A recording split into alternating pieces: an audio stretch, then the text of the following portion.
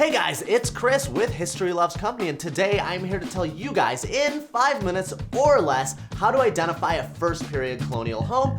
But before we get started, let's make sure that we set that 5-minute timer so that I can get you guys back on your way and back to your day in 5 minutes or less, preferably less, so that you guys can have a productive and an awesome day. Let's get started. The first period colonial home is often referred to as a post-medieval home. Why in the heck do we often refer to it as a post-medieval home, you may be asking yourself, and that's a great question, but I've got an even better answer for you guys. You see, these homes were constructed as early as the year 1600 up until about the year 1750, so considering they're as old as dirt, 400-ish years old, I think it's fair that we refer to them as a post-medieval home.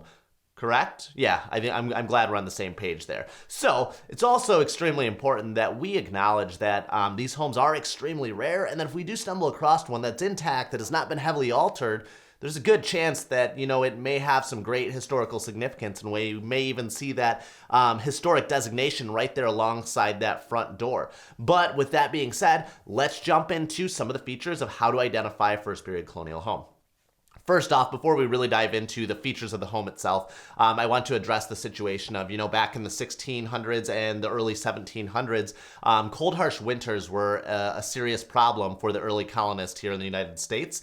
And those cold, harsh winters, actually brought an end to some of those early colonists' lives. So this was something that had to be addressed when constructing homes. So a lot of these homes that we're going to be talking about today were constructed south-facing to help those homes, maintain some level of heat within them. We didn't have elaborate heating systems back then, so we had to find other ways to, keep people warm.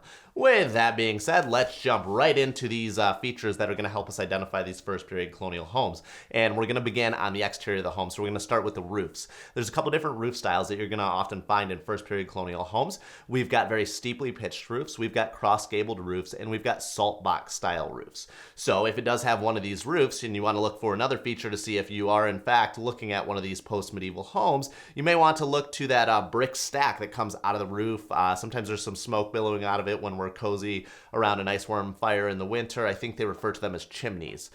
So a couple different types of chimneys to look for in a first period colonial home.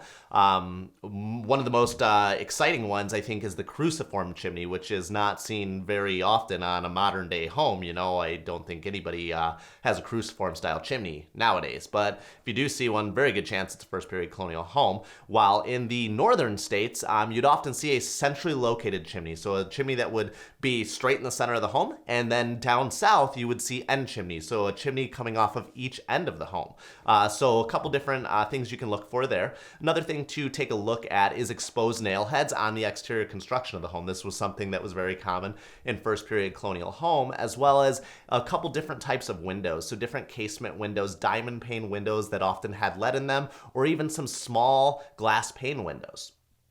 These homes also were going to feature very little overhang from the roof itself, but the second story typically did overhang the first story. And also in the northern states, the homes were generally built pretty close to the ground, while in the southern states, some of them did have elevated basements. So typically you'd have a couple steps going up to that front door and that front porch.